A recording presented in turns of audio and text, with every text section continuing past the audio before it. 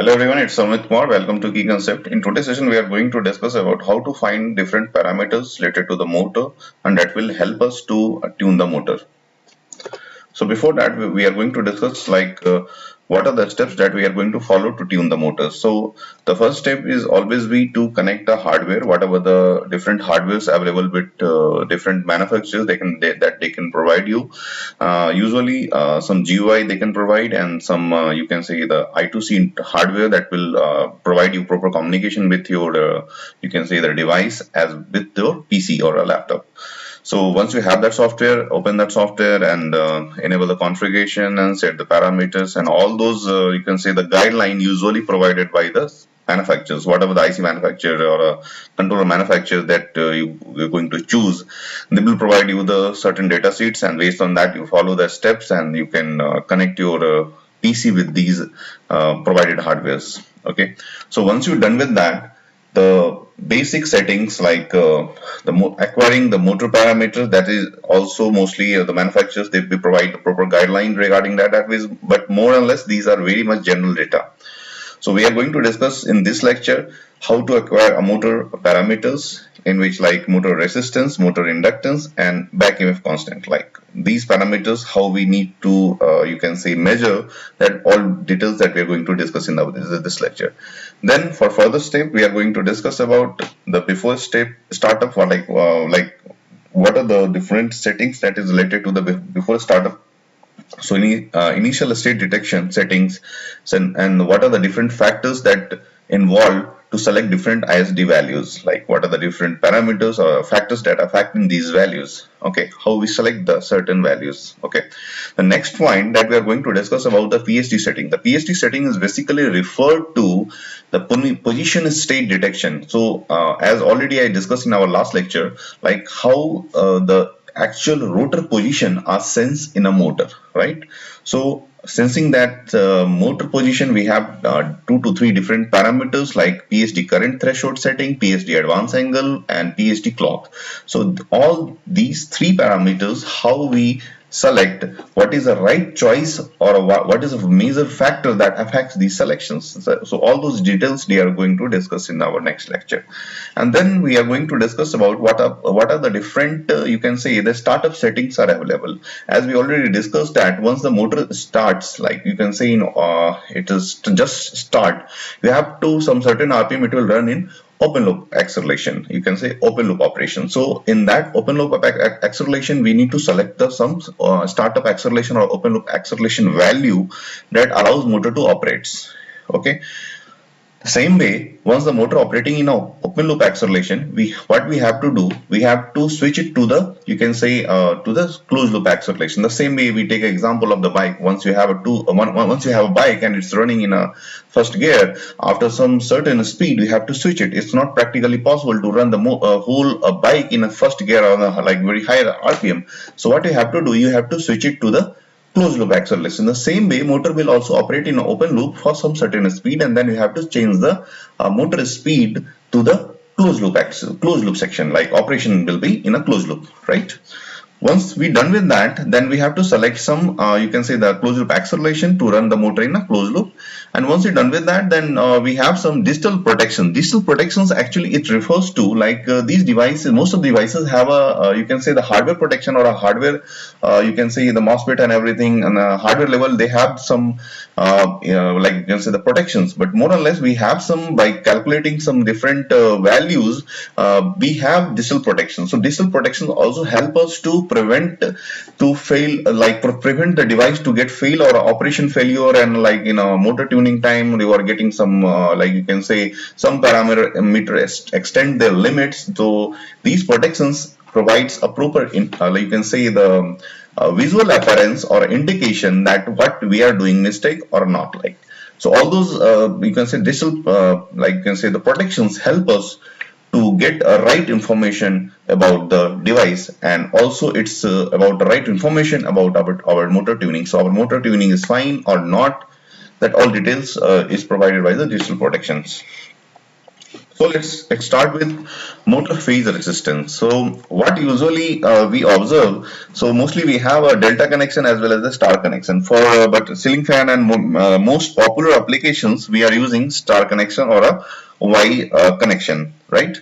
So Y connection, what usually we do, we use one multimeter, and we, as you can see, we connected with one. Like one probe of the multimeter with the one phase, and on the another probe of the multimeter is with the another you can say phase of the motor. And what we can see, what are the value we are getting? 2.1. So this is basically phase to phase. So if you connect your multimeter probe with U phase, one terminal with U phase and one terminal with a W phase, then what you're going to get the value, it's phase to phase value. Okay, and in our devices, most of the devices, they require phase resistance. So phase resistance is basically 1 by 2 of the phase to phase resistance, right?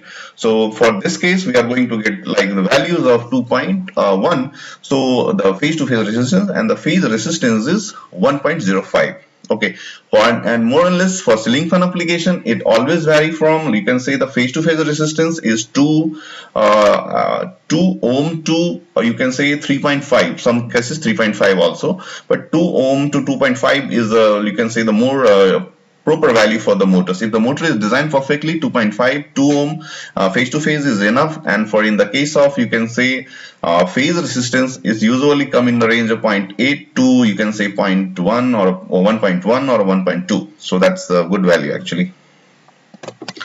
The next value that we need to acquire is motor inductance. So motor inductance is totally depends on, you can say, the magnetics, whatever the magnets that we are using in our system. So more or less these are the major factor that you can say the define these inductance. If your magnetization is very much higher, Gauss value of magnet is very high, you're going to get very like you can get a greater inductance value. And if your magnetization is poor, you are like Gauss values of the magnet is less, then you're going to get a very, you can say, the lesser inductance. Okay, so how we are going to measure this one? Usually the same way how we measure the resistance. Okay, the same way, just we replace this you can see the resistance measurement device is a multimeter with the LCR meter, and we set this position, the same probe connections are same, and we set this frequency of the measurement is mostly 1 kilohertz. Okay, so because mostly the devices are working on 25 kilohertz operation, so usually we take the inductance value measurement in the range of 1 kilohertz. Okay, so for ceiling fan application, the same way we are going to get the phase to phase inductance value. Okay, and we need to acquire the phase inductance value. So phase inductance value is basically phase to phase resistance value divided by 2. So more or less usually phase to phase inductance value we are going to get more or less about 5 millihenry, and 5 millihenry, 7 millihenry, sometimes 10 millihenry, and these devices accept the phase inductance. So what we have to select, like divided by 2, so more or less 2 millihenry to 6 millihenry more or less is like more or less proper data. Depends on also that values are also depends on the motor design. But what I observe, more or less these most of applications in the ceiling fan, these are the like more popular values. Okay, the next parameter that we have is motor velocity constant. So motor velocity constant is referred to the motor phase to phase back, you can say the back electromotive force. So that's called the back EMF voltage. So that is actually you can say the constant for all motors. When we design the motors, as we know that all these motors having a magnet inside it, like it has a magnet, and like you can say these values always depends on binding pattern, what you have selected, what is the material that you have taken inside it, which grade of magnet you have. So all those values they're going to decide the motor velocity constant. So for any motor, if you select any motor, okay, usually you have a fixed value for that. It is constant value for the motor. So it's a totally motor design dependent factor. It's not depends on the any other factor. Mostly it depends on the motor design. How you design your motor. These are the major factors that will affect your, you can say, the motor constant, motor velocity constant, right? So how we going to measure this? So usually what we do, we take one motor and we take one CRO, and the voltage probe is connected with one terminal of the motor winding, and another terminal of motor winding is connected with the ground. One is from positive section, one is with the ground. And what we do, you can say rotate this motor by hand. Okay, and once we do that, what we are going to get, we are going to get one sinusoidal waveform. Okay, so sinusoidal waveform, it means actually, like if you have a 16 pole, you are going to get 8 cycle. It means 16 pole, it means total 8 pair of the N, and like 8 pair of you can say N and S, right? So each pair provide one sinusoidal cycle.